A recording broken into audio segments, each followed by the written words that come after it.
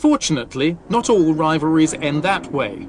The duel between Piquet, the snake, and the uncomplicated Mansell aroused passions in England during the 1987 season that made one smile rather than quake, even though it did eventually end in tears.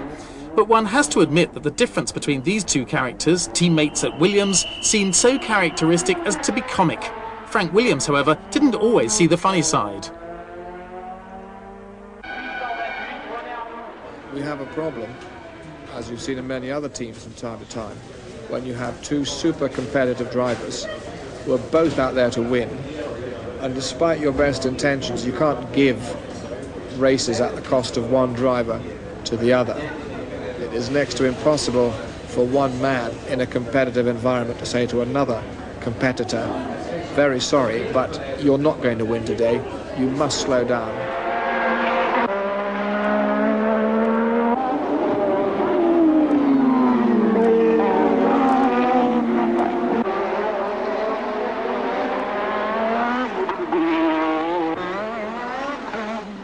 On the track, they were reasonably professional in their behaviour to each other. Off the track, they were cold to each other, sometimes rude to each other. But generally speaking, I remember that they worked well, technically speaking. They covered ground for each other to save time. Mansell, who wears his nationality on his sleeve, had preference in this very English of teams. Furthermore, in his pursuit of the title, the whole of Britain was behind their man with his almost obstinate courage. At the start of the season, Piquet suffered concussion in a serious accident which affected him for much of the year. Outdriven by Mansell, the crafty Piquet sought other means to get the best of his rival. With cutting comments and scornful rumours, he undermined and destabilised his naive teammate, who was as ill prepared for such dirty tricks as he was capable of beating others on the track. And yet, against all odds, the psychological warfare worked.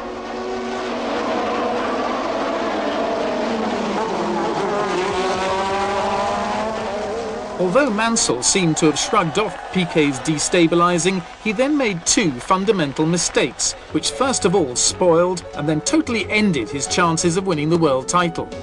At Spa, he collided with Senna soon after the start, trying to overtake when a little patience would have ultimately been rewarding, given the superiority of the Williams Honda over his rival's Lotus Renault.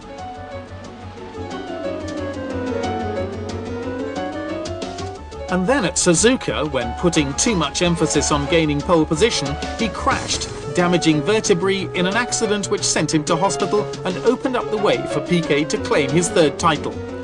A victory for luck over stupidity, the Brazilian champion unkindly called his year's campaign.